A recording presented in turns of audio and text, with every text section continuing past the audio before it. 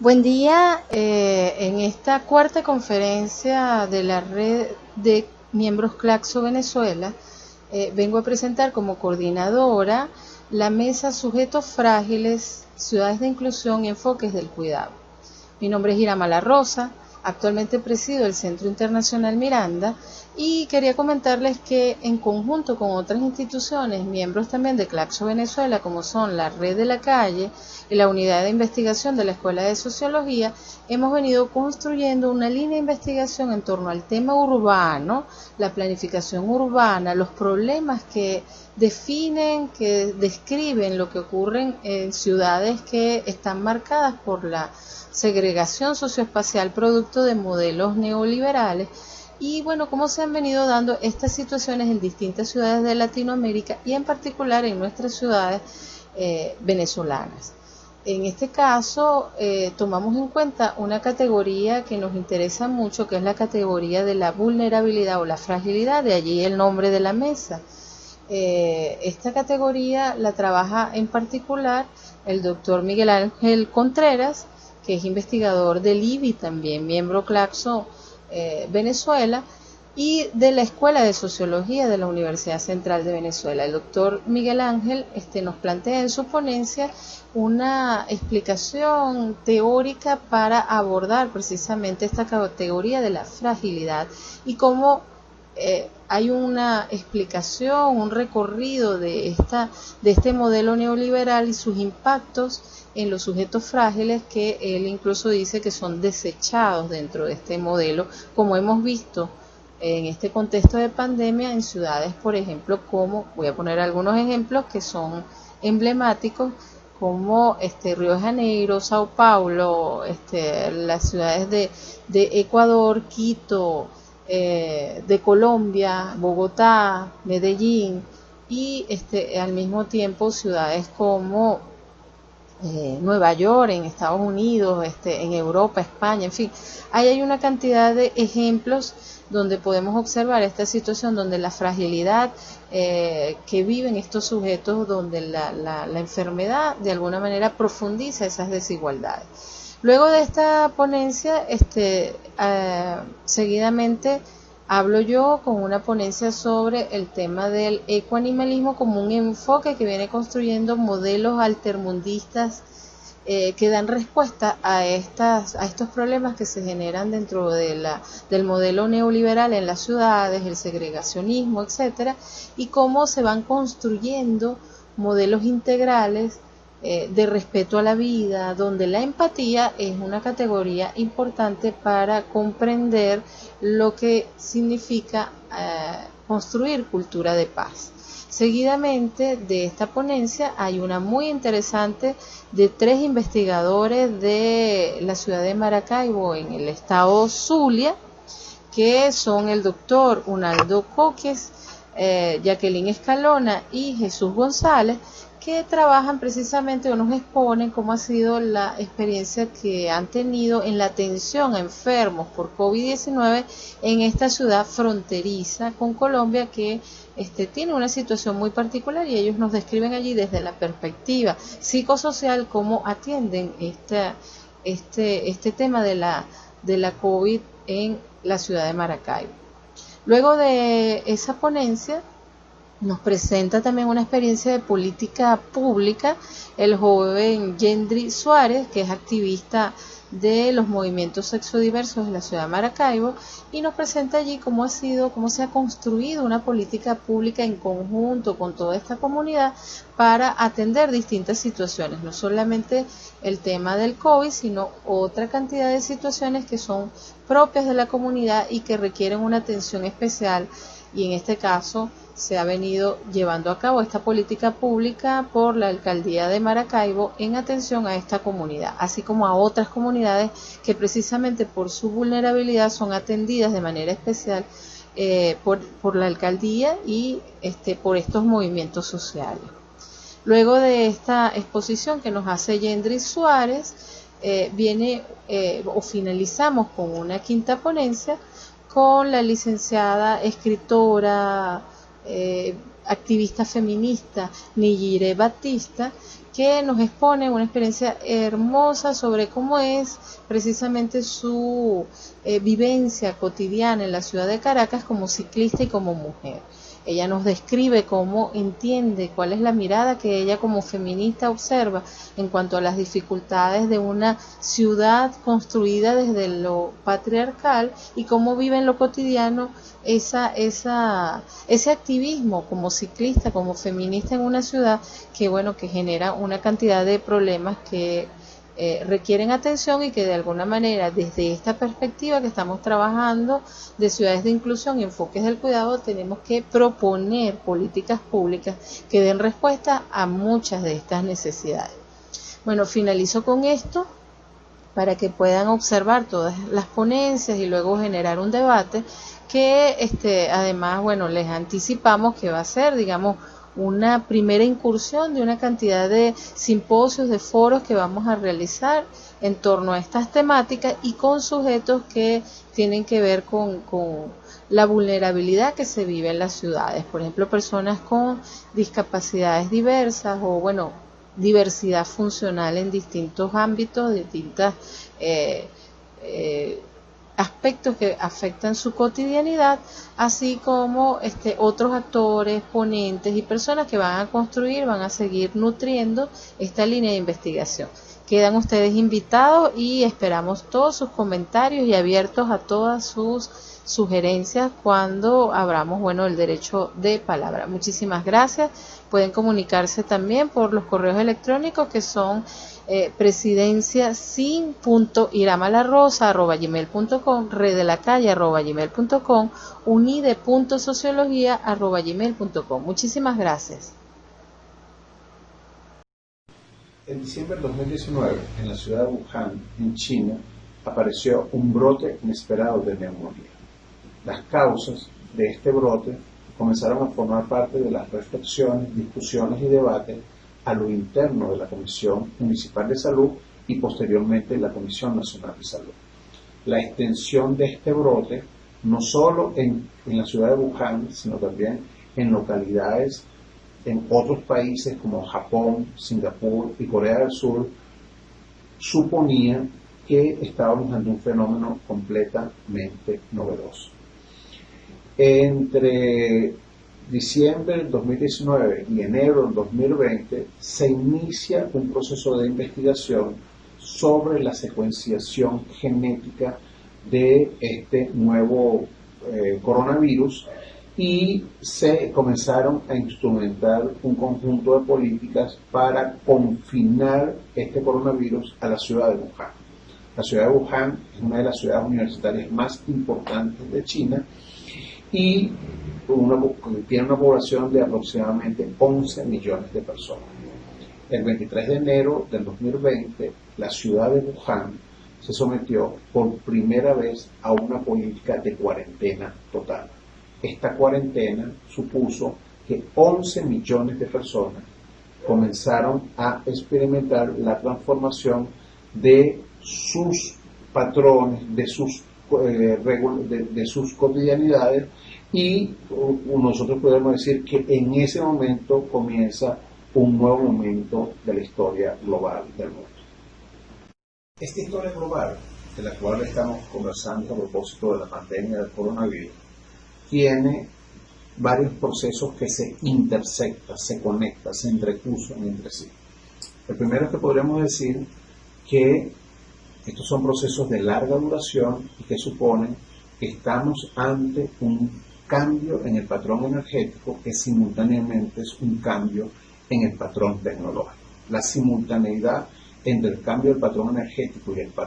patrón tecnológico nos indican que hay un desplazamiento de la economía del combustible fósil que había sido la economía dominante durante casi 180 años, desde aquel brote del petróleo en Pensilvania hasta nuestros días. Esa economía se va desplazando por un nuevo ecosistema que tiene a la telefonía celular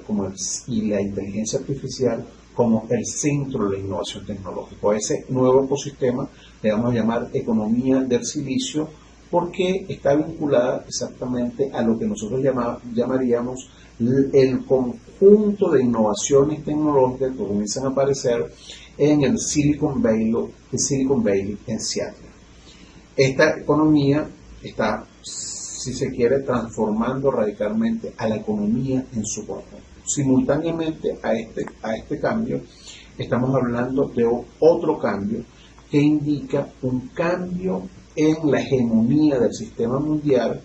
que nos dice a nosotros que los procesos de acumulación del Atlántico Norte se desplazan hacia los procesos que van en el Asia Oriental. Estados Unidos da paso a China como el nuevo pivote de la economía mundial. Esta nueva economía, que vamos a llamar la economía la economía del silicio, no se refiere a que el silicio sea simplemente la nueva materia prima de esta nueva economía, sino que se refiere al ecosistema creado a partir del Valle del Silicón, como fue teorizado en la década de los 80 y los 90 por autores, entre otros, como Manuel Castells, que es uno de los autores, Alain Touraine y Daniel Ver, que en su conjunto describieron cuál es esta nueva fenomenología asociada a este nuevo ecosistema. Pero uno podría decir que la inteligencia artificial, la robótica y la telefonía celular va a desplazar exactamente a otras formas económicas, y que Apple se convierte, conjuntamente con Google, con Amazon, con Facebook, en los nuevos pivotes de la economía mundial que desplazan a General Motors, Ford, General Electric. Es decir,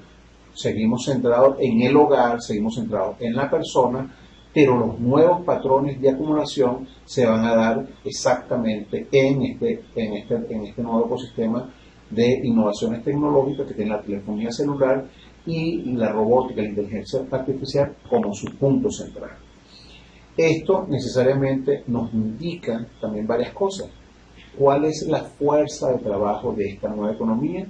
Esa fuerza de trabajo es, si se quiere, una fuerza de trabajo especializada. De eso, esta nueva economía tiene como principio locativo el conocimiento. El conocimiento es el centro y es la materia prima de esta nueva economía. ¿Quiénes aparecen allí? Los ingenieros, los matemáticos, los biotecnólogos, los publicistas, la relación entre informática y psicología. Estos son las nuevas configuraciones que comienzan a aparecer con la economía del silicio, con este nuevo ecosistema. Pero simultáneamente a que ocurre este tema, una de las cosas que acontece es que esta economía precisa de una gran cantidad de trabajo que está subpagado, precarizado, flexibilizado, un trabajo que hacen los migrantes, un trabajo que hacen los negros. Uno pudiera citar aquí al filósofo camerunés Achille Mbembe, que habla de un devenir negro del trabajo. Y cuando él se refiere al devenir negro del trabajo, se está refiriendo simultáneamente a la idea de que el trabajo que antes era exclusivo de la población negra es un trabajo que se hizo extensivo a toda la población mundial, que está precarizada en el mundo. Entonces nosotros podemos comenzar a hablar de que este momento es un momento que necesariamente se conecta con algunos de los tópicos analizados por Karl Marx en el tomo 1 del Capital, cuando se refiere a los supernumerarios, al trabajo de los inútiles para la economía, de los residuales. Los residuales son aquella población que en algún momento, en la década de los 60, nosotros, del siglo XX, se teorizaba como marginales a la producción. Y una de las características es que este trabajo lo hacen personas con determinadas características. Son personas migrantes, son personas que están desprovistas de alguna forma de protección social. Este nuevo trabajo, que es el trabajo que valoriza este otro trabajo de la economía del silicio, es un trabajo que se extiende al globo terráqueo, y simultáneamente que se extiende al globo terráqueo es un trabajo que se caracteriza por la desafiliación, por la inseguridad, por la flexibilización y por la precariedad. La informalización del trabajo es el elemento central de esta nueva economía. Entonces nosotros podríamos decir que simultáneamente que está ocurriendo esta intersección entre un cambio en el patrón tecnológico y un cambio en el patrón energético que se combina con un desplazamiento de la economía, de las formas de acumulación del Atlántico Norte a Asia Oriental, nos indica también que esta nueva economía emerge y está soportada sobre el trabajo residual y sobre el trabajo supernumerario. Esto nos indica a nosotros también que hay una población que es esencial para la producción, pero que simultáneamente que es esencial para la producción, es residual para ella misma. ¿Cuál es la relación residual que aparece aquí? La relación residual es una relación en donde el trabajo simultáneamente crea valor, pero ese trabajo lo hace ejércitos de reserva en la terminología de Paul Baran, supernumerarios en la terminología de Don Selot, y que Marx exactamente teorizó en el tomo 1 del Capital. Estos sujetos, nosotros les vamos a llamar los sujetos frágiles, recordando aquel célebre libro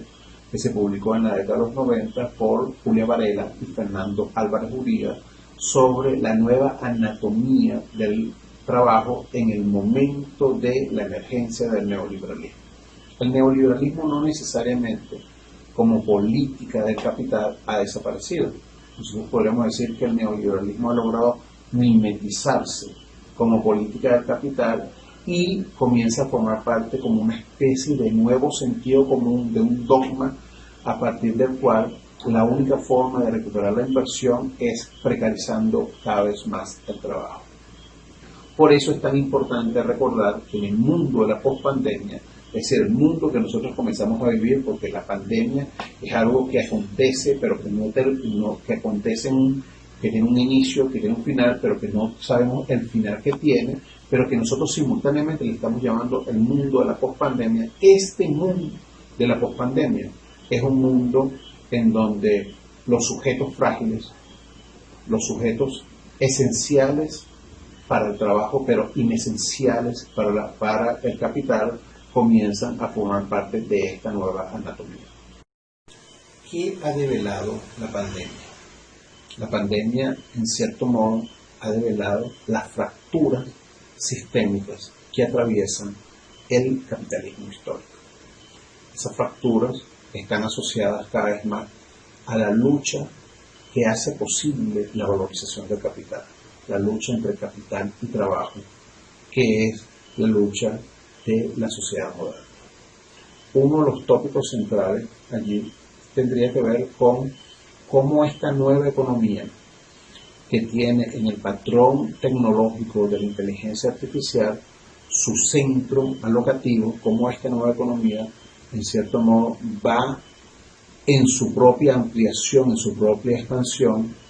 aniquilando al trabajo y a la capacidad del trabajo de valorizar el capital. Este es uno de los temas más acuciantes a los cuales nosotros nos estamos enfrentando y que los sujetos frágiles, como los sujetos que en cierto modo revelan la anatomía de la pospandemia, es una de las tantas tareas sociales, políticas y económicas a las cuales se enfrentan hoy las sociedades. El trabajo comienza a aparecer como un hecho inocuo, el trabajo comienza a aparecer como algo que pueden hacer las computadoras, como algo que pueden hacer los robots, como algo que es sustituido por las innovaciones tecnológicas. Ese es hoy uno de los grandes dilemas que ocurre a la par de un desmantelamiento de los sistemas de seguridad y un desmantelamiento de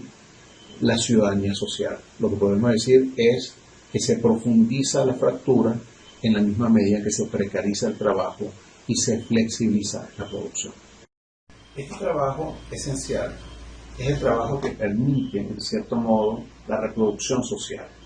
Los ciclos de reproducción social de la vida, los ciclos de reproducción social del capital, se logran a través de este trabajo que es esencial para ello. Ese trabajo que es esencial es el que permite que una gran cantidad de personas reciban en sus casos una encomienda, que reciban una encomienda porque han sido empaquetados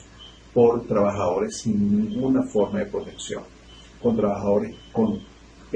precarizados, con trabajadores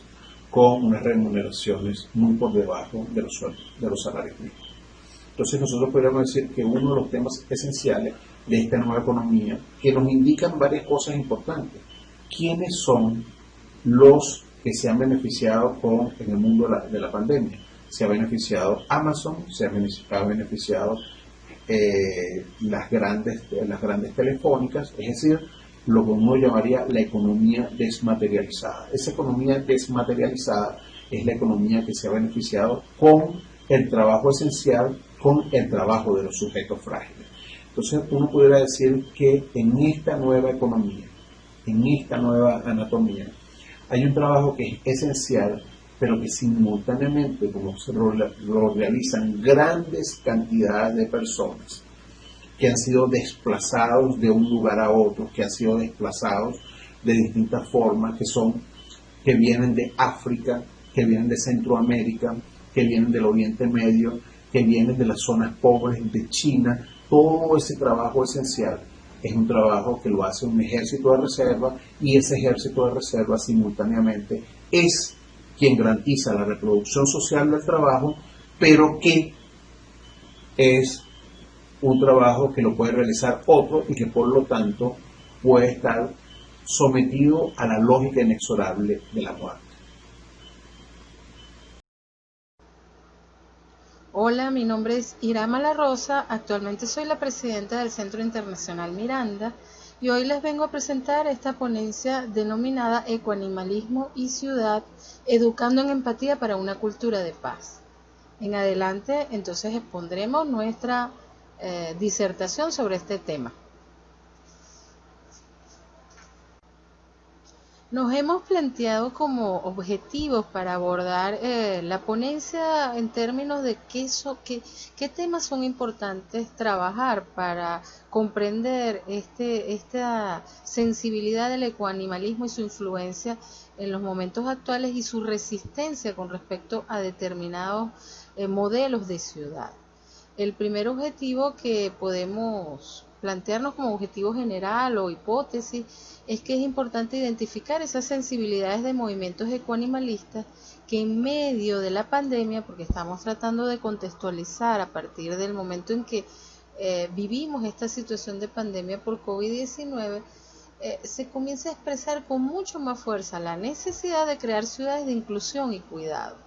Esto, por supuesto, nos invita a que tratemos de comprender la emergencia de movimientos altermundistas que están surgiendo con mucha fuerza en contra de un modelo de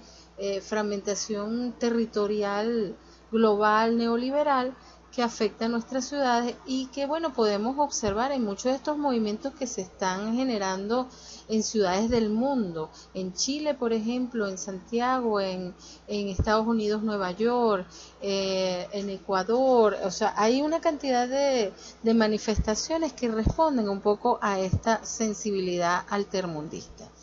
Por eso que también tendríamos, cuando abordamos este tipo de investigación, conocer los enfoques de derechos ecoanimalistas que desmontan el modelo antropocéntrico y patriarcal que impera en la sociedad actual. Es decir, que no solamente estamos hablando desde el punto de vista económico, sino desde el punto de vista cultural, cómo este modelo se caracteriza por ser antropocéntrico, es decir, el hombre y el hombre masculino, el centro de todo, y patriarcal por todos los privilegios que implica también este modelo desde el punto de vista del machismo y todas las situaciones que se generan desde esta matriz patriarcal. En tercer lugar, es importante también identificar esas sensibilidades que están surgiendo. En el caso nuestro estamos tomando como modelo la ciudad de Caracas, pero bueno, hemos tratado también de ir definiendo otras ciudades de Venezuela que pudieran entrar dentro de investigaciones específicas, piloto, para abordar esto de la inclusión y los cuidados. O sea, ¿cómo pudiéramos nosotros construir ciudades distintas, ciudades otras? Sobre todo cuando estamos en un contexto, y estamos hablando que nosotros estamos proponiendo modelos socialistas, modelos socialistas del siglo XXI. Por eso que dentro de lo que tiene que ver con los diagnósticos es importante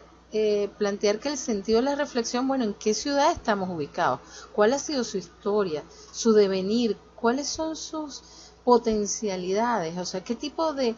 construcciones, de maneras otras de pensar la ciudad nos podemos plantear para hacer modelos distintos que tengan que ver con el cuidado y con la atención a la fragilidad? Allí, por supuesto, considerando que las cartografías globales que impactan en esa segregación urbana de nuestras ciudades nos permite también contextualizar y ver que no siempre estamos, digamos, construyendo de una manera autónoma, sino que tenemos la influencia de modelos, de esos modelos globales y las funciones que se nos asignan dentro de ese modelo, que no son precisamente la de ser los protagonistas de los sistemas financieros internacionales, sino al contrario, como plantea este modelo de Scholl, unas ciudades que cada vez son más segregadas, que tienen nodos, nichos que están asociados quizás al confort, a la riqueza, y otros a la desigualdad y a la pobreza. O sea, hay un mayor contraste y una mayor desigualdad. Eso, bueno, es uno de los asuntos que uno puede observar acá, que en pandemia vemos que se profundiza. O sea, lo que hemos visto con la pandemia es que estas situaciones de las ciudades dentro del modelo neoliberal global nos está haciendo reflexionar sobre la crisis de civilización que estamos viviendo. O sea, las ciudades son esos territorios donde podemos ver que en este caso la crisis por los sistemas públicos de salud, que no existen porque muchas veces son privatizados y no tienen ningún tipo de atención de política pública dirigida a la población más vulnerable, vemos que aquí explota. Pues, o sea, que la pandemia lo que nos ha permitido es observar esta situación gravísima en la que el ser humano, por supuesto,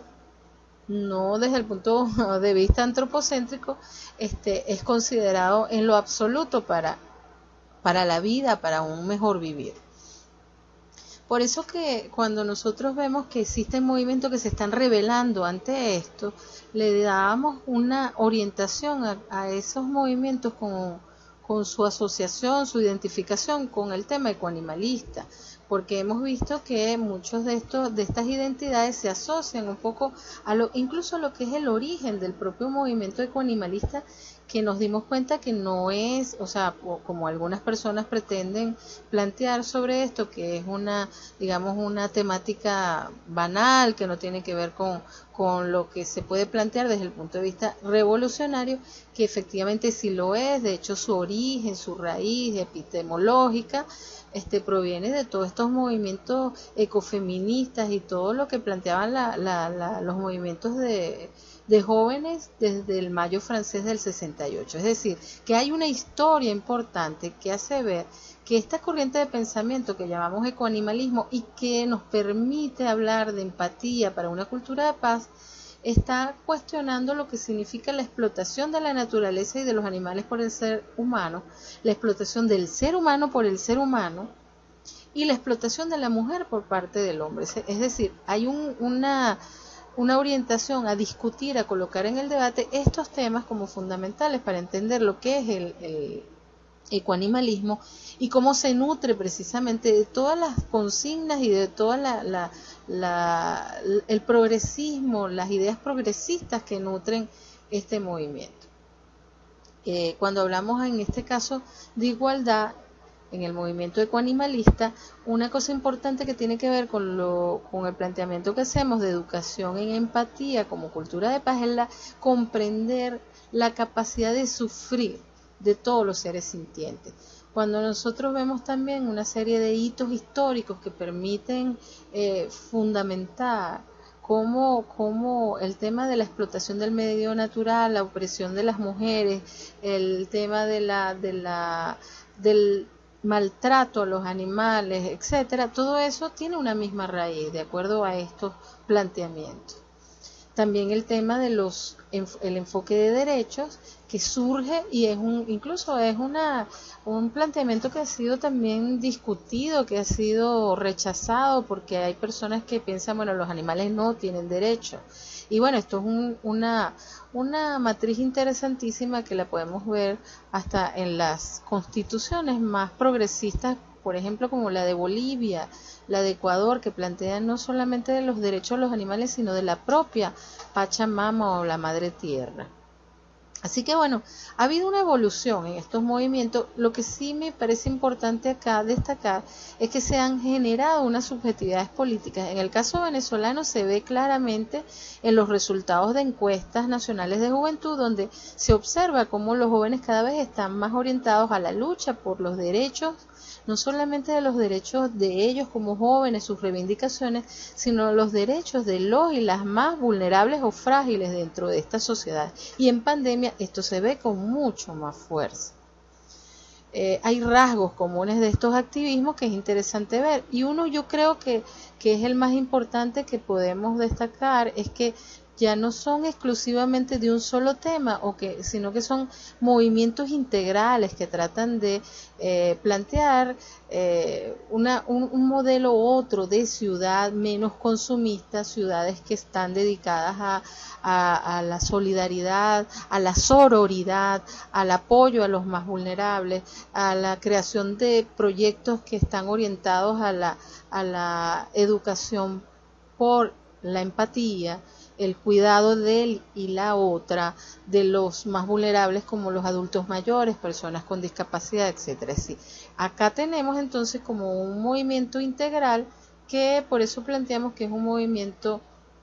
que se dedica al tema de la paz y de la empatía a partir de toda esta discusión de lo que significa crear y generar modelos distintos de ciudad, modelos de ciudad sustentados en la empatía y en el cuidado.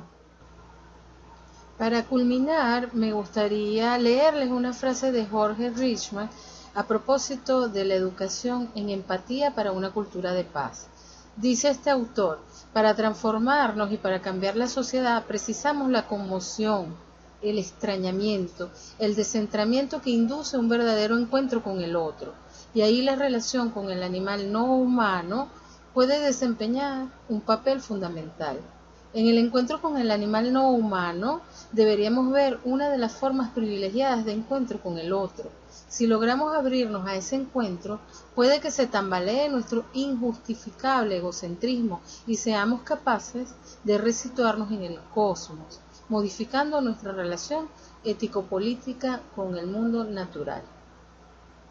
Hasta luego. Buenos días, por acá el profesor Unaldo Coquíes, docente asistente de la Universidad Bolivariana de Venezuela, en conjunto con la doctora Jacqueline Escalona, también de la Universidad Bolivariana de Venezuela, y el magíster Jesús González, de la Dirección General de Desarrollo Social de la Alcaldía Bolivariana de Maracaibo, para presentarles la ponencia Evaluación de las condiciones psicosociales de los sujetos aislados por COVID-19 en los puntos de atención social integral de Maracaibo. A finales del 2019 se advertía sobre la amenaza de que el mundo estuviera expuesto a una nueva pandemia, el COVID-19. A inicio del año 2020 ya el virus estaba en Europa y parte de América. Al llegar el virus a América y a Venezuela, los gobiernos comenzaron a tomar una serie de medidas para evitar su propagación. En el caso concreto de Venezuela, el mismo se caracterizó por tomar medidas drásticas, como el confinamiento colectivo o cuarentena radical. Los niveles de contagio se aceleraron con el ingreso irregular de connacionales al país, quienes evadían el confinamiento y el distanciamiento social, así como la posibilidad de ser evaluados con pruebas médicas que determinaran sus condiciones de salud al momento de pasar la frontera. En el mes de mayo se detectó un importante brote de COVID-19 en la ciudad de Maracaibo del estado Zulia, específicamente en el mercado Las Pulgas, en el cual confluyen comerciantes de todo el occidente del país y Colombia. A los fines de evitar la extensión del virus en el municipio de Maracaibo y se pudiera mantener controlado el foco de propagación, se aplicó el aislamiento de decenas de casos sospechosos en los puntos de atención social integral PASI, ubicados en 18 hoteles y moteles. Al considerar al ser humano el centro de atención de toda la política social, la Dirección General de Desarrollo Social de la Alcaldía Bolivariana de Maracaibo en el mes de julio desarrolló un plan de atención psicosocial sobre las personas que se encontraban confinadas en estos puntos, a partir de un diagnóstico de prueba rápida. Se aplicó un cuestionario diseñado para medir ansiedad, estrés y depresión que permitía reconocer a aquellos que meritaban intervención psicosocial inmediata y directa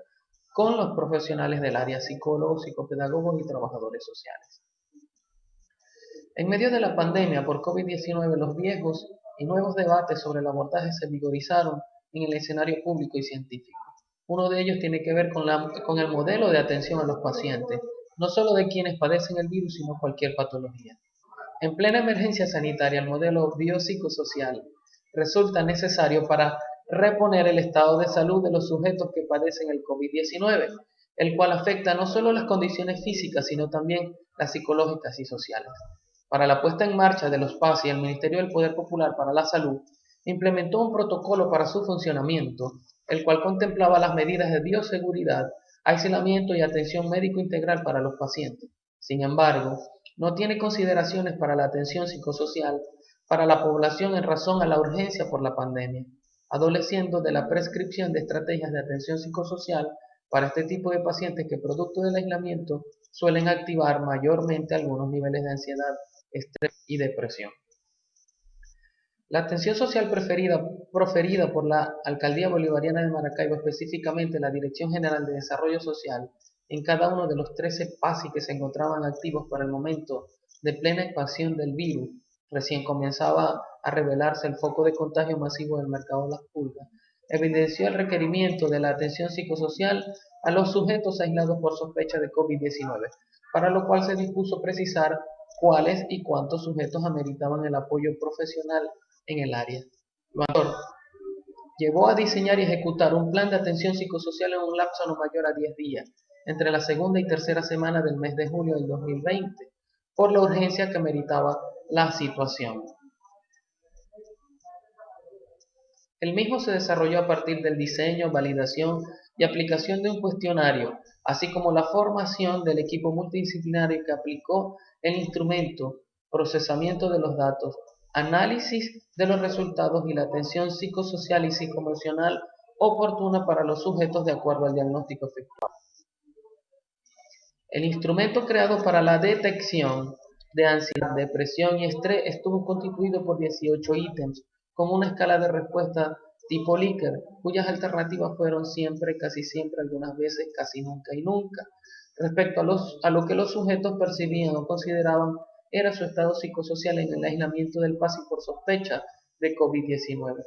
Los ítems estuvieron estructurados a manera de bloques de contenido como forma de organizar de mejor manera la información suministrada. Así los ítems 1, 3, 4, 5, 7, 8, 11 y 13 se correspondieron al ámbito depresivo. Los ítems 2, 6, 9, 15 y 18 fueron referentes al estrés y los ítems 10, 12, 14, 16 y 17 fueron atinentes a los estados de ansiedad. Luego del diseño del instrumento se realizó una validación de contenido por medio del juicio de expertos, donde participaron para la misma 10 trabajadores sociales, 5 psicólogos y 5 psicopedagogos, trabajadores de los distintos órganos y entes adscritos a la Alcaldía Bolivariana de Maracaibo.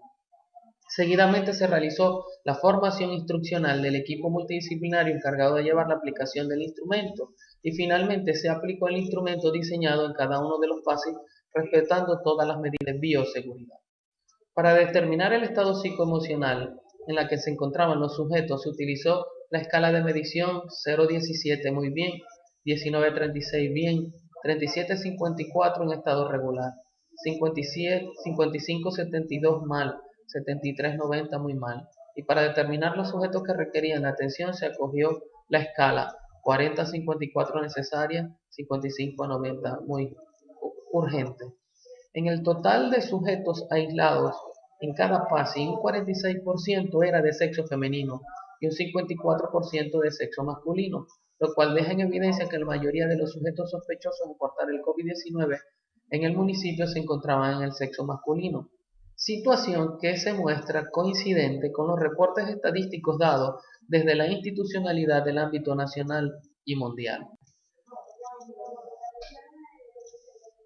La edad de los sujetos recluidos en los PASIS, encontramos que el 72% de las personas aisladas estaban entre edades de 26 a 57 años, encontrando solo un 3% de menores de edad. Esto evidencia que los casos de posible contagio estuvo concentrado mayormente en la población adulta y no en menores de edad. En cuanto al estado depresivo, la generalidad de los sujetos aislados se encuentra, a pesar de su situación, en un estado estable, y se pudo observar que no se encontró ningún sujeto en el nivel muy mal. En cuanto a este aspecto, se destaca que el renglón muy bien se encontró mayor en los hombres que en las mujeres. En los demás niveles no hubo variaciones significativas. En cuanto al estado de estrés, se pudo inferir que la generalidad de los sujetos aislados no ha presentado niveles de estrés incontrolables, como una mayor afectación en la facultad de conciliar el sueño. Un 15% se encuentra mal y un 8.7% muy mal en cuanto al estado de estrés. En esta área no se encuentran diferencias significativas entre hombres y mujeres. Sin embargo, en los que se encuentran muy bien y bien, sí se presenta una leve diferencia en sujetos del sexo masculino con relación al femenino, lo que pudiese evidenciar que en los hombres los niveles de estrés en el aislamiento fueron menos elevados que en las mujeres.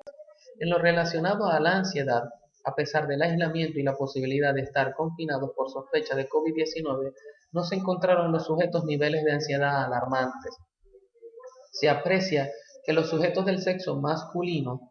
fue la población en la cual más se encontró que el nivel de ansiedad está entre muy bien y bien, mientras que en las mujeres estuvo entre bien y regular. Los porcentajes de muy mal y mal en ambos sexos fueron bajos. Sin embargo, se considera una situación de alerta por las características prolongadas de la cuarentena que deben pasar los casos positivos asintomáticos.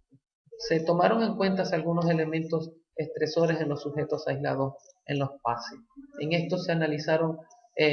elementos como el tener hijos y el lugar de procedencia, los cuales pueden generar un nivel de estrés y ansiedad mayor en este tipo de sujetos aislados. En cuanto a la valoración del estado psicoemocional, tenemos que al totalizar todos los indicadores se aprecia que el buen número de los sujetos confinados en los PASI goza de un buen estado psicoemocional. Bien o regular se concentra en las edades que oscilan entre los 26 y 57 años, de lo que se infiere que la edad se constituye un factor fundamental para hacerle frente a las situaciones estresoras, estados depresivos y de angustia que ha tenido que enfrentar el sujeto en aislamiento. Al analizar los resultados de la aplicación del instrumento y contrastarlos con las apreciaciones del equipo que los aplicó, se determinaron los sujetos que ameritaban atención psicológica, los cuales eran 131 personas en específico. 22 sujetos necesitaban atención psicológica urgente, el 5.4%, mientras que 109 sujetos, el 27%, requerían una atención psicológica necesaria. Luego de presentar el diagnóstico, los casos fueron atendidos oportunamente por el equipo interdisciplinario de la Dirección General de Desarrollo Social de la Alcaldía Bolivariana de Maracaibo. Entre los hallazgos más importantes resulta el hecho de que el estado emocional de los sujetos estudiados no se ve trastocado por el sentido de desesperanza y negativismo extremo que ha venido arropando a la población en general con la proliferación de contagios y decesos por COVID-19, induciéndola hacia severos estados de depresión, estrés y ansiedad, hecho que se hace explicable por medio de la capacidad de resiliencia, a partir de los cuales los sujetos, haciendo uso de sus recursos propios, logran neutralizar los factores negativos del medio y desde la política comunicacional desplegada por la institucionalidad. De hecho, a los sujetos en aislamiento se les preguntó por opciones para sobrellevar el aislamiento. Los mismos optaron por solicitar servicios y actividades que les permitieran distraerse y comunicarse, por lo general acceso a Internet, buscando así alternativas para mejorar su estado a pesar del confinamiento necesario al que están sometidos, lo cual habla de la capacidad de resiliencia en medio de la situación de crisis. La pandemia, como conclusiones tenemos que la pandemia que azota al mundo por COVID-19 está poniendo en discusión las políticas de seguridad social y médica en el mundo, a pesar del desarrollo tecnológico. El principal mecanismo para evitar la propagación del virus es el mismo de hace 100 años con la gripe española, el aislamiento. Viejos y nuevos debates están en el escenario público a la par, se generan minuto a minuto nuevos avances para tratar el virus. Así, en medio de esta coyuntura se crean tratamientos, protocolos, proyectos de vacuna. Sin embargo, no existe una política clara para la atención integral del paciente con COVID-19 o sospechoso de tenerlo. La atención biopsicosocial se presenta como una opción necesaria para ayudar a los sujetos aislados por COVID-19 a recuperarse, puesto que además de las complicaciones derivadas del propio virus, deben estar en aislamiento y en algunos casos presentan rechazo social, lo que desencadena aflicciones psicoemocionales y sociales. Muchas gracias. Hola, mi nombre es Yendry Suárez, militante del Movimiento Nacional de la Sexodiversidad venezolana en el estado Zulia, desde la ciudad de Maracaibo. Quisiera iniciar agradeciendo la oportunidad a los compañeros y compañeras del Centro Internacional Miranda, quienes hicieron llegar la invitación para compartir con ustedes sobre estas experiencias que hemos venido acumulando desde esta organización social en cuanto a la atención de la comunidad sexodiversa en una ciudad como Maracaibo, en Venezuela.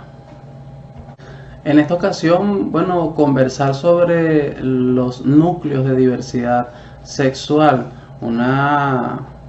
estrategia que hemos venido construyendo desde el movimiento en conjunto con la Alcaldía Bolivariana de Maracaibo, con el objetivo de promover y de defender los derechos de la comunidad sexodiversa en la ciudad de Maracaibo. Para hablar de los núcleos de diversidad sexual, tenemos que remontarnos a 2 años atrás, cuando en el estado Zulia estábamos fundando esta organización que tiene un carácter nacional, y a partir de esta fecha empieza a construirse una coordinación en el estado, que luego empiece a tener equipos de trabajo en los municipios, en las parroquias, y a partir de allí ir construyendo los métodos organizativos, formativos, de movilización que fueran permitiendo la identificación de banderas de luchas locales, la construcción de agendas en común y con esto la activación permanente de la comunidad sexodiversa en torno a la defensa de sus derechos. Entre las varias acciones que fuimos desarrollando con la Alcaldía Bolivariana de Maracaibo, surgió un programa que empezamos a llamar los despliegues multicolor. Estos despliegues nos permitían estar en cada barrio, en cada comunidad, identificando a las personas que abiertamente ya reconocen, aceptan y defienden su sexualidad, y a partir de allí empezar un proceso de caracterización, un proceso de identificación de afinidades y además de agrupación según estas afinidades que van manifestando. Pero ya cuando comenzamos el 2020, febrero, marzo, comienza la pandemia, pasamos cerca de 30 días diseñando el nuevo plan, la nueva estrategia con la que enfrentaríamos esta situación que vive el mundo, como la provocada por la pandemia, sin que esto pusiera en riesgo los programas y los proyectos que veníamos construyendo para la atención integral de la comunidad sexodiversa en la ciudad de Maracaibo. A partir de allí, rediseñamos el programa y con el uso de las redes sociales, de los servicios de mensajería instantánea, nace entonces el programa Redes Multicolor, con el mismo objetivo, la identificación de las personas LGBTIQ de la ciudad, y a partir de allí, bueno, generar estadísticas, el análisis detallado de cada uno de los indicadores para la propuesta de políticas públicas a la municipalidad que permitan en esa medida entonces el desarrollo pleno de la sexodiversidad como sector social. Bueno, contar además con el respaldo del Estado bolivariano, del Estado revolucionario, para que estas estrategias, estos planes, proyectos puedan desarrollarse, han sido vital para organizaciones como la nuestra. En el caso de la ciudad de Maracaibo, bueno, en la Alcaldía Bolivariana de Maracaibo, contar con el apoyo de una dirección como la Dirección General de Desarrollo Social, que bueno, a partir de los datos que íbamos recopilando con el programa Redes Multicolor, pudimos ir dando forma a, bueno, políticas de atención social, de atención especializada a la comunidad sexodiversa en cada uno de los territorios que, bueno, íbamos abordando. Un tercer aspecto que, bueno, se convierte en antecedente del nacimiento de los núcleos de diversidad sexual, entonces encontramos a la gran misión Cuadrantes de Paz. Fue en esta discusión sobre la manera en cómo nos vamos a incorporar en la gran misión Cuadrantes de Paz que empiezan entonces los primeros indicios de esta nueva forma de organización territorializada que necesitaba el movimiento nacional para, bueno, poder aportar en la construcción de agendas que desde la prevención, desde el uso del tiempo libre, desde la promoción de la cultura, de la actividad física, bueno, se convierta también en oportunidad para alcanzar cada barrio y cada comunidad desde las actividades de sensibilización, actividades de prevención del delito, y en esta agenda, bueno, poder hablar sobre la realidad que vive la comunidad sexodiversa y, bueno, todo lo que implica construir las condiciones dentro de la ciudad, bueno, para prevenir también la discriminación por razones de sexo, de expresión de género, de orientaciones sexuales, y a partir de allí, bueno, luchar contra la homofobia, contra la transfobia, lo que llamamos ahora la LGTB-fobia, ¿no? En cada uno de nuestros barrios, en cada una de nuestras comunidades. Entonces, para construir un núcleo de diversidad sexual, tomamos el territorio del Cuadrante de Paz, un territorio que está estipulado no superar los 2.5 kilómetros que tienen como máximo, y bueno, eso implica todo un conjunto de barriadas, un conjunto de sectores, de comunidades, y en ese territorio, bueno, ya a partir del proceso de identificación, incluso de georreferenciación, porque tenemos la dirección de cada uno de nuestros compañeros sexodiversos, identificar, bueno, las personas de la comunidad sexodiversa que viven en ese territorio, y ellos se convierten entonces en un equipo promotor que va en la búsqueda de todas las personas LGBT de ese territorio, y a partir de allí, bueno, empiezan a pasar las cosas interesantes, las cosas más bonitas que encontramos en el núcleo, bueno, como por ejemplo la identificación de la bandera de lucha local, que es una de las primeras acciones del núcleo, y ahí hemos visto algunas acciones interesantes, barrios donde el problema que se identifica es entonces la lucha contra la discriminación. Otras barriadas donde el problema no es la discriminación, porque bueno, cuentan con algunas condiciones y bueno, la población está sensibilizada y los acepta. El problema entonces es el acceso a, por ejemplo, el empleo, la presencia de una cantidad importante de personas trans, y bueno, esto y la lucha de las personas trans por el derecho a la identidad, es decir, en cada cada uno de los territorios vamos encontrando entonces luchas locales, bueno, que son mucho más sentidas, y a partir de allí se va entonces organizando una agenda concreta de acción que siempre va a tener acciones de organización, acciones de formación interna y hacia la ciudad, hacia la sociedad toda, y bueno, acciones de movilización que permitan, bueno, hacer presencia, que permitan mostrar fuerza, que permitan encontrarnos también con toda la ciudad y poder discutir sobre estos asuntos, porque bueno, hemos entendido que no va a ser ningún sector solo con su lucha particular, porque bueno, todos estamos en esta lucha contra este sistema patriarcal, capitalista, y todos estamos interesados entonces en la construcción de un nuevo sistema más inclusivo, un nuevo sistema que permita que todos los sectores sociales tengan sus expresiones, sus manifestaciones, y que puedan, como siempre hemos dicho, desarrollarse plenamente y de una manera feliz, donde todos tengan espacios para encontrarse. Ese a nosotros le hemos llamado en Venezuela el socialismo bolivariano del siglo XXI. Entonces todos estamos involucrados en esa lucha. Hay cosas muy bonitas que han estado pasando, bueno, que han permitido que desde la cultura, que desde el deporte, que desde las artes escénicas, bueno, surjan acciones puntuales para poder llegar a cada comunidad y bueno, hablar de las cosas que queremos que se discutan, de las sexualidades, por ejemplo, que se habla hoy,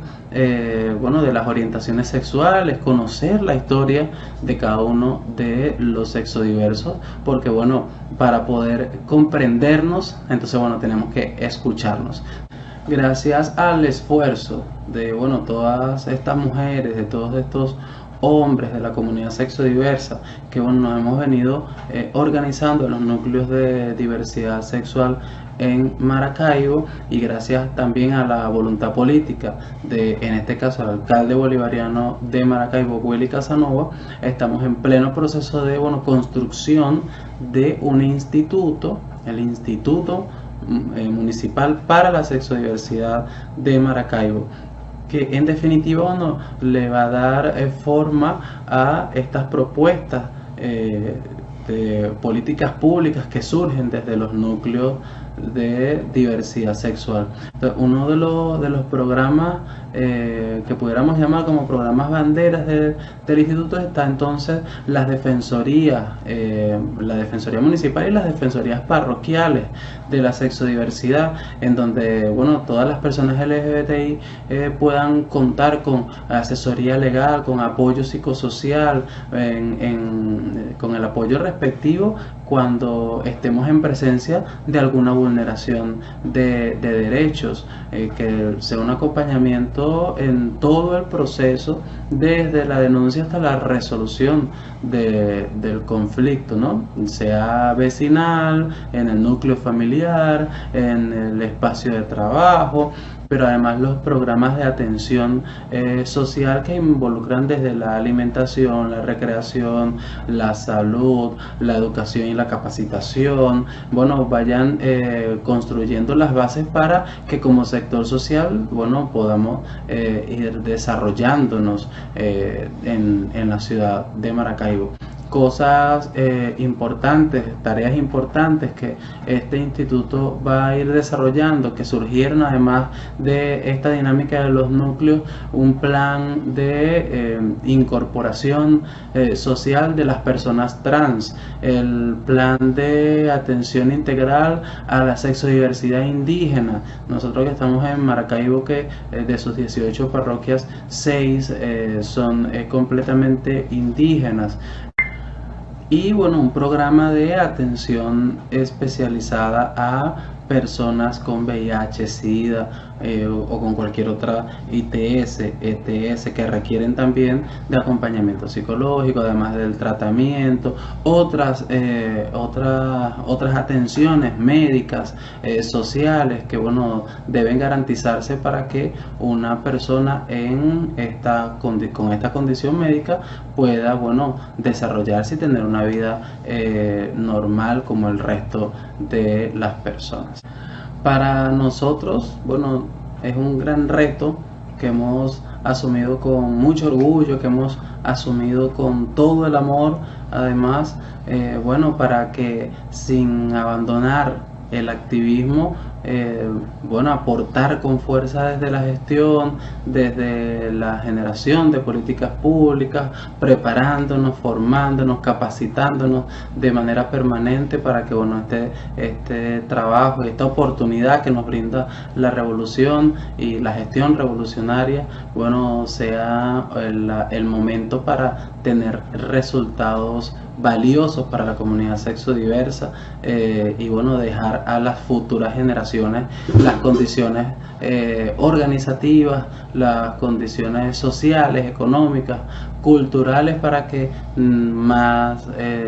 ningún ser humano en el futuro tenga que esconderse, tenga que sentir la necesidad de vivir una doble vida o de ocultar su sexualidad, porque bueno, estamos construyendo una ciudad para la vida, estamos construyendo una ciudad para la convivencia, para el encuentro, para el respeto, y bueno, es el aporte que estamos haciendo para la ciudad de Maracaibo. Hola, buenos días. Mi nombre es Nigire Baptista, historiadora, docente, investigadora, feminista, escritora y ciclista. Agradezco al Centro Internacional Miranda y a Claxo, y en especial a la profesora Irama La Rosa por la invitación. En esta oportunidad voy a hablar sobre mujeres y movilidad urbana, crónicas de una ciclista caraqueña. Y me gustaría partir de la pregunta, ¿qué significa para las mujeres moverse? En este sentido, para responder esta pregunta, he dividido la ponencia en dos partes. Una primera parte que habla de la ciudad, que es para las mujeres la ciudad, y una segunda parte que aborda el tema de la movilidad urbana. Seguidamente, cómo estas dos categorías se intersectan para responder a la pregunta primigenia y poder entender cómo es la movilidad urbana de una mujer ciclista en la ciudad de Caracas. Entonces, me gustaría comenzar hablando con qué es la ciudad, ¿no? Y la ciudad como un espacio de propiedad patriarcal. ¿Por qué decimos que la ciudad es un espacio de propiedad patriarcal? Porque está pensada, ideada, diseñada y elaborada bajo la óptica masculina. En este sentido, el sujeto dominante masculino es el que construye las ciudades y le da un uso de acuerdo a sus necesidades. Por eso decimos que la ciudad es patriarcal. Además, las ciudades no son diversas. ¿Por qué las ciudades no son diversas? Porque no están pensadas para la diversidad. Primeramente, porque la arquitectura, la planificación urbana que se hace de las ciudades, se copia muchas veces de los modelos europeos modernistas, y esas réplicas de estas ciudades en América Latina tienen como sujeto hegemónico lo que es el sujeto europeo, hombre de una clase social alta. Entonces las ciudades se piensan bajo esta óptica, dejando a los márgenes lo que tiene que ver con los sujetos y las sujetas diversas. En este caso, las mujeres, los niños, las niñas, los ancianos, las ancianas, las personas con movilidad reducida, entre otros. Por eso decimos que las ciudades tampoco son diversas y que no están diseñadas para la mayoría. Porque además los y las sujetas latinoamericanas no tenemos esta fisionomía europea, ¿no? Entonces son ciudades que no se adaptan a nuestros fenotipos y a nuestras formas físicas, a la talla, al peso, etc. Además, las ciudades no están compuestas para cubrir las necesidades de las personas y para cubrir sobre todo lo cotidiano. En ese sentido son ineficientes. Pero, ¿qué es la ciudad para las mujeres? Bueno, la arquitecta Zaida Mushi explica que las ciudades tienen género. ¿Y por qué las ciudades tienen género? En primer lugar, porque las ciudades, como están pensadas desde esta visión y desde esta óptica patriarcal, replican los roles de género. Por ejemplo, el hombre que se asocia a lo productivo, a cubrir las necesidades, pero desde este rol productivo, se apropia de la ciudad desde pequeño. A los niños los socializan con el tema de que la calle es un espacio de juegos y de aventuras, es decir, que se pueda apropiar del espacio de la ciudad, mientras que a las mujeres y a las niñas las socializan hacia el espacio de lo privado, es decir, el hogar, como ese espacio de seguridad, de protección en el cual deben estar las mujeres, de acuerdo a los roles hegemónicos en las sociedades patriarcales. Por eso las ciudades no están pensadas para las mujeres, y las mujeres habitamos las ciudades como un espacio de tránsito, pero no nos pertenece. En ese sentido, las ciudades tampoco son aptas para los cuidados, ya que las infraestructuras están diseñadas para los sujetos masculinos, como por ejemplo las autopistas, el acceso a los vehículos, mientras que los pasos peatonales o el transporte público, que generalmente lo utilizamos somos las mujeres, son más pequeños, son reducidos, además son incómodos y agrestes. Por eso las ciudades no están pensadas para los cuidados y son ineficientes a la hora de cubrir las necesidades cotidianas de las personas. Además, las mujeres dentro de las ciudades se sienten inseguras, ya que la mayoría hemos sufrido acosos o algún tipo de violencia verbal o física dentro de la ciudad. Sobre todo las mujeres racializadas, como las indígenas y las negras, también perciben a la ciudad como un espacio muy, muy inseguro. Por otro lado, podemos decir entonces que la ciudad percibe a la mujer como objeto de deseo, pero no como ciudadana. Por eso, las ciudades son masculinas y están pensadas bajo esa óptica. Ahora me gustaría hablar un poco de lo que es la movilidad urbana. Al hablar de movilidad urbana, esta categoría no solo refiere a lo que es el movimiento físico, sino que en ella se homogeniza una cantidad de elementos que deberían visibilizarse a la hora de plantearse el tema de la movilidad urbana, como por ejemplo la edad, el nivel socioeconómico, el género, entre otros. Estos elementos hacen entender que la movilidad urbana no es homogénea. Por eso la movilidad urbana es una práctica social, de relación social, y además genera estructuras de poder. En este sentido, la movilidad urbana debería entenderse como movimiento físico y como creador de significantes. No es lo mismo la movilidad urbana para una mujer que para un hombre. Por otro lado,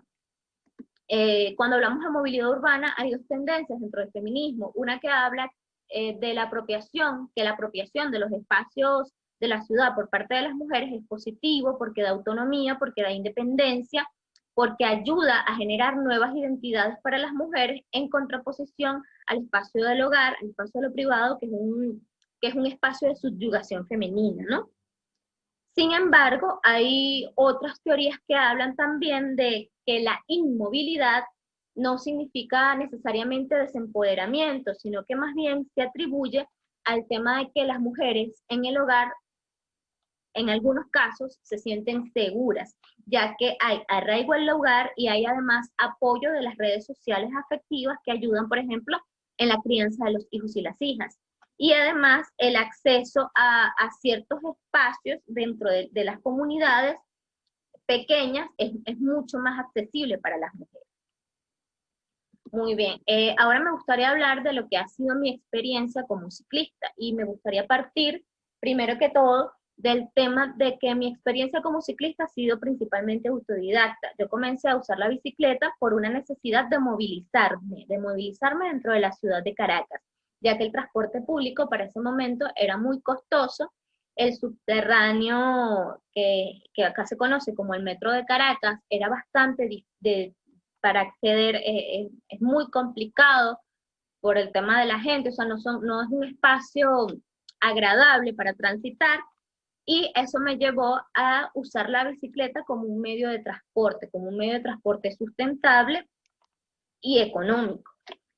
A partir de allí, pues puedo decir que mi experiencia como ciclista me ha permitido conectarme con la ciudad de manera distinta, percibir la ciudad y percibir el espacio en el cual transito de otro modo, además apropiarme de este espacio, y también sí me ha permitido generar libertad y autonomía. Entonces quisiera señalar las cosas que he podido percibir como positivas de andar en la ciudad en bicicleta. Por ejemplo, salir a las calles y dejar a un lado estas expectativas sofocantes que generalmente se imponen sobre los cuerpos de las mujeres. Cuando uno anda en bicicleta, pues se percibe de otra manera. Además, porque nos da libertad y autonomía, porque la bicicleta generalmente se ha asociado a la libertad y a la autonomía para las mujeres. Además, es un medio de transporte sustentable, económico y ecológico, en algunos casos, y ya voy a especificar por qué. También me ha permitido interactuar con otras mujeres y conocer mi espacio y mi propia movilidad de manera diferente. Además que me ayuda en el fortalecimiento físico y en el propio cuidado hacia mí misma. Por otro lado, es importante a la hora de hablar de las ciudades y de la movilidad urbana, sobre todo las mujeres en bicicleta, las limitaciones, como por ejemplo, no todas las mujeres utilizan la bicicleta como medio de transporte, primero porque sobre nosotras recae el tema de los cuidados y la crianza. Esto hace que la bicicleta sea una limitante para una mujer que tenga que realizar miles de actividades diarias a lo largo del día, y entre ellas sea buscar a los hijos y las hijas. La bicicleta no permite, por su estructura física, además por la propia forma en cómo está construida la ciudad, es muy difícil acceder en bicicleta para transportar a niños y niñas. Además, respondiendo a la pregunta inicial sobre qué significa para las mujeres moverse, me gustaría señalar unos elementos. Ciertamente, en la Revolución Bolivariana se construyeron ciclovías replicando la experiencia de ciclovías en otros países, tratando de incluir sobre todo a esas sujetas y sujetos diversos que estaban fuera de la planificación urbana. Sin embargo, a la hora de integrarnos, hay que pensar en cómo las mujeres se mueven y que cada sujeto y sujeta tiene una movilidad urbana diferente. Entonces, en este sentido, una de las limitaciones para la movilidad de las mujeres tiene que ver primero con el tema de la inseguridad y el miedo a sufrir algún tipo de violencia, lo que nos lleva a establecer rutas de viaje como ciclistas, es decir, establecer rutas, establecer caminos, rutas que ya conozcamos o rutas que nos recomienden otras personas que hayan pasado por ellas, que ya las hayan transitado, y además cubrir pues ciertas barreras sociales o ciertas barreras que limitan la movilidad de las mujeres, ya que no es bien visto una mujer ciclista, ¿no? Los prejuicios sociales que existen alrededor de ella. Me gustaría señalar que a la hora de abordar el tema de las mujeres ciclistas, también hay que pensar en las habilidades, como las mujeres tenemos habilidades, tenemos que tener ciertas habilidades en la bicicleta que muchas veces por nuestra socialización y por nuestra crianza, pues no tenemos, como habilidades mecánicas. En la bicicleta también hay que usar una serie de implementos como cascos, guantes, muchas veces se utilizan hasta GPS, entre otras cosas, que son imposibles de acceder para muchas mujeres, porque bueno, no tenemos el nivel socioeconómico o adquisitivo para este tipo de herramientas que a veces son importantes. Además, otra limitante es el tema del factor del tiempo, ya que si llueve, por ejemplo,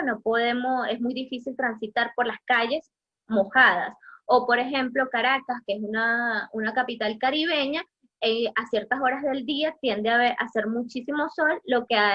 acelera la deshidratación y más esfuerzo físico. El tema tecnológico, como lo mencionaba, muchas veces las tecnologías que necesitan las bicicletas, desde lo más sencillo como un caucho hasta un GPS, pues son costosas. Y el tema sociocultural, que muchas veces impide a las mujeres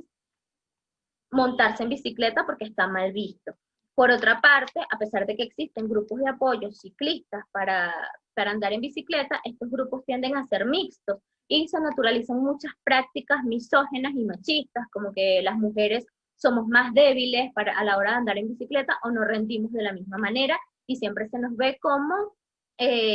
un sujeto vulnerable a la hora de montar bicicleta. Me gustaría entonces despedirme diciendo que mi experiencia como ciclista ha sido bastante satisfactoria, me ha permitido conectarme con la ciudad de una manera diferente, me ha permitido en mi experiencia empoderarme, tener más autonomía y poder movilizarme. Muchísimas gracias.